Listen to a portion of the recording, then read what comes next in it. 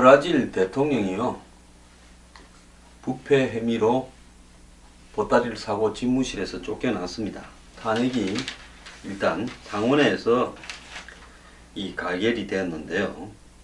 이제 브라질은 좀 복잡해가 하원에서 이미 가결시켰고 이번에 상원에서 가결시켰고, 상원에서 이제 이 가결이 되고 나면 상원에 특위가 만들어져 가지고 특위에서 탄핵 타당성에 대한 심의에 착수하고, 이렇게 이제 오늘부로 이제 대통령의 직무는 정지되어 있습니다. 브라질에 직무가 정지되고 부통령이 권한 대행을 하고, 그리고 이제 6개월 안에 상원 특위가 이 탄핵안을 통과시키면 연방 대법원장이 주관하는 이 상원의 최종 표결이 또 한 번 더 있습니다.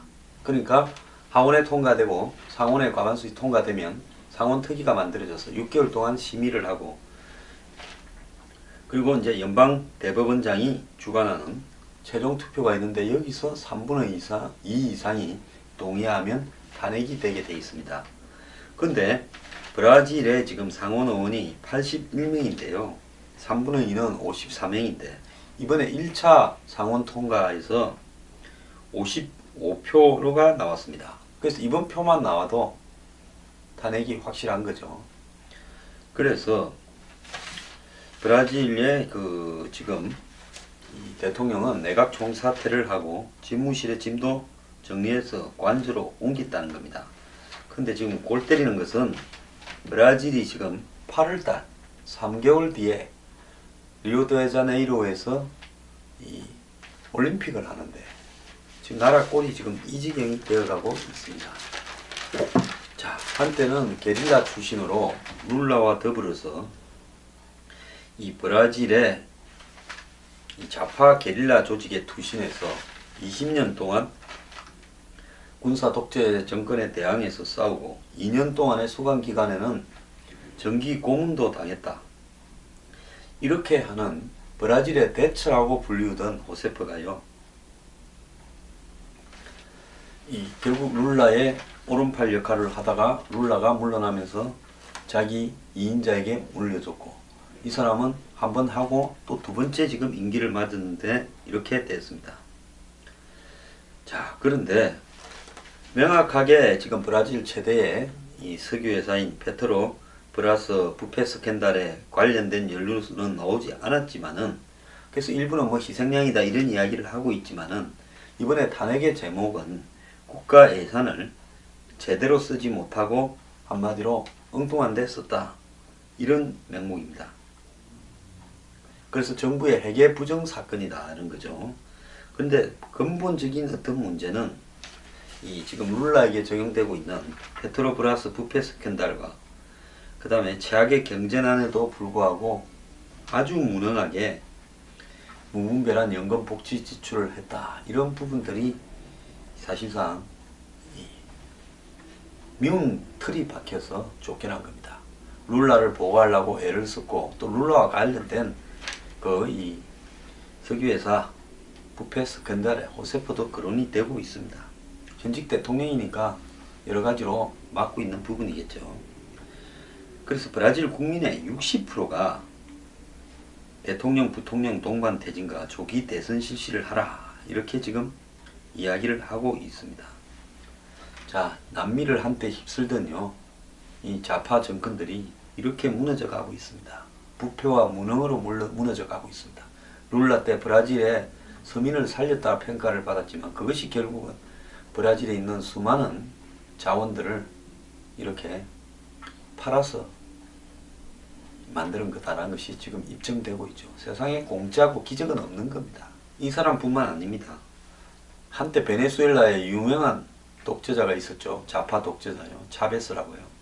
차베스가 죽고 난 다음에 그의 후계자 마두로가 대통령이 됐는데, 지금 베네수엘라도 이 마두로를 탄핵하기 위해서 국민 소환이 추진되고 수십만여 명의 국민이 서명운동에 착수했다는 겁니다.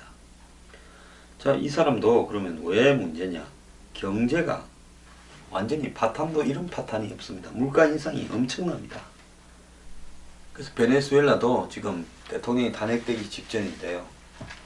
자, 이것은 뭘 의미하는가 하면 결국은 지금 전 세계에 일고 있는 기성의 정치권, 그것이 좌파일 수도 있고 우파일 수도 있습니다. 집권 세력이요. 막론하고 국민을 외면하는 그런 어떤 파퓰리즘적인 정치인이든 안 그러면 이 부패 상류 기득권 부패 커넥션이든 관계없이 이 무능한 정치권은 추방해야 되겠다라는 요구들이 전 세계로 번져가고 있는 겁니다. 이 물결에요. 앞으로 한번 보십시오.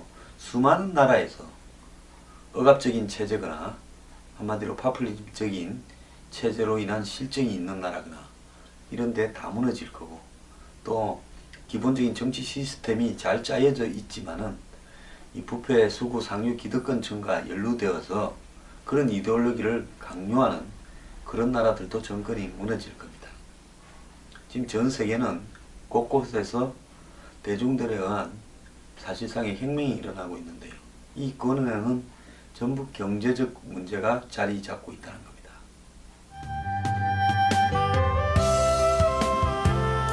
황장수의 뉴스 브리핑은 미래경영연구소가 여러분들과 그리고 미래경영연구소 회원분들과 더불어서 사회개혁을 위해서 만들어가는 방송입니다.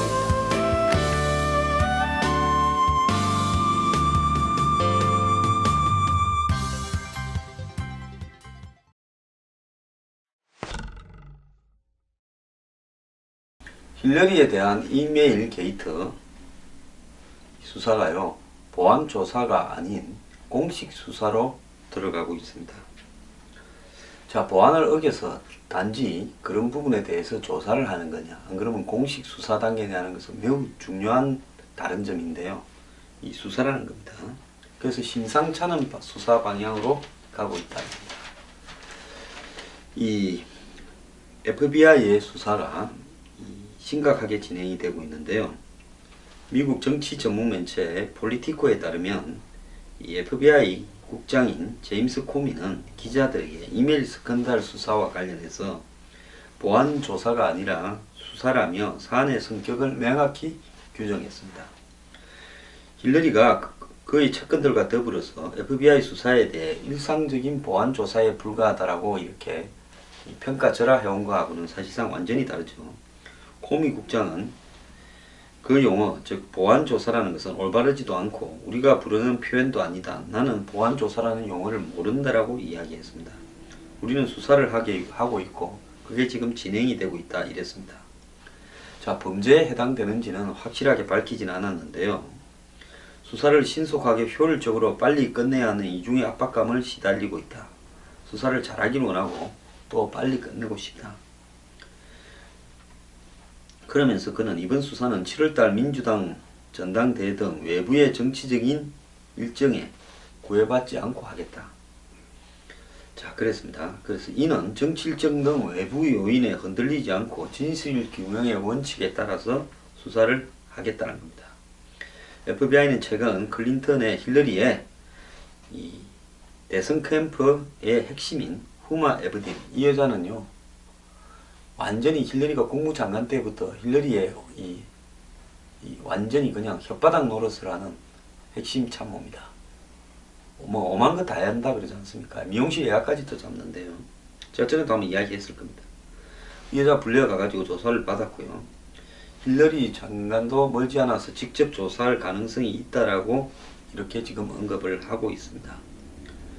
또 힐러리의 문고리 권력으로 불리는 세릴 밀스 전 국무장관 비서실장이 얼마 전 FBI 신문을 받던 도중 한 수사관 질문 내용에 합의의 테두리를 벗어난 사안이다라면서 강하게 반발을 하면서 수사를 받다가 이 문을 박차고 나갔다는 겁니다. 그래서 이 문제도 지금 논란이 되고 있죠. 아니, 범죄로 수사를 받는 사람이 합의의 테두리가 어디 있습니까? 이것만 보더라도 힐러리가 이 사안에 얼마나 로비를 하고 있는가를, 압력을 넣고 있는가를 보여주는 겁니다. FBI 수사와 별개로요, 이 사안을 심리 중인 미국 워싱턴 DC 연방지법의 판사도 증거 수집 기간 동안 드러난 정보로 판단하면 힐러리 장관의 정언이 필요할 수도 있을 거다. 아직 그런 단계에 나아가지 않았지만은 힐러리가 법정에서 선서를 하고 정언을 해야 될 거다라고 이렇게 이야기도 하고 있습니다. 자, 미국의 언론은 힐러리가 이메일 게이트로 인해서 자칫 대선 행보에 발목이 잡힐 수도 있다, 이렇게 우려하고 있습니다. 지금 공화당의 지도부나 리더가 속속히 트럼프 앞에 꼬리를 내리고 있습니다. 이 폴 라이언 하원 의장도요, 뭐 어쩌겠나 밀어줘야지 이런 행편이고, 저는 존 맥케인 상원 의원, 그 다음에 한때 유력 대선 후보로 손꼽히고 같이 경쟁하던 마르코 루비오 상원 의원까지 트럼프 지지를 하고 있습니다.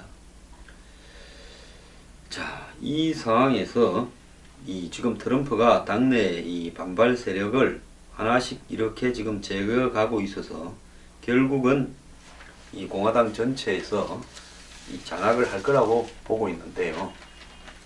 지금 트럼프 진영은 이 힐러리가 2013년 월가의 골드만삭스, 가장 악명 높은 대표적 투자은행이죠. 골드만삭스에서 했던 연설의 원고, 동영상을 찾기 위해서 전국을 샅샅이 뒤지고 있답니다. 힐러리는 국무장관을 물러난 직후 2014년 한 해 동안 골드만삭스에서 세 차례에 걸쳐서 해당 2억 6,300만 원을 받고 총 7억 9천만 원을 연설 대가로 받았답니다. 자, 공화당에서는 올 미국의 대선의 화두가 반기득권 세력, 반월가로 이렇게 규정되어 있는데, 보나마나 힐러리가 저 돈을 받고 월가 칭송 일색으로 이렇게 연설을 했을 건데, 극과 속이 다른 이 힐러리의 연설 내용을 파악하면 한 방에 보내버릴 수 있다는 겁니다. 샌더스가 하도 월가에 대해서 반대하고 규제를 해야 된다 이야기하니까 힐러리가도 할 수 없이 요즘 그런 말을 하고 있는데, 지가 과거에 이 거액을 받고 골드만삭스 강연에서 무슨 소리를 했을지 뻔하지 않습니까? 자, 이 폴리티코는요, 당시 들었던 관계자들의 증언을 인용해서 힐러리는 골드만삭스의 상무이사처럼 연설했다, 기가 찬 이야기입니다. 힐러리는 두 정당 민주공화당에서 월가의 저명 인사들을 비난하는 이야기들은 비생산적이고 바보같은 짓이라고 규정하며 월가를 극찬했다고 합니다. 이런 겁니다. 원래 돈을 받으면 빨아줘야 됩니다.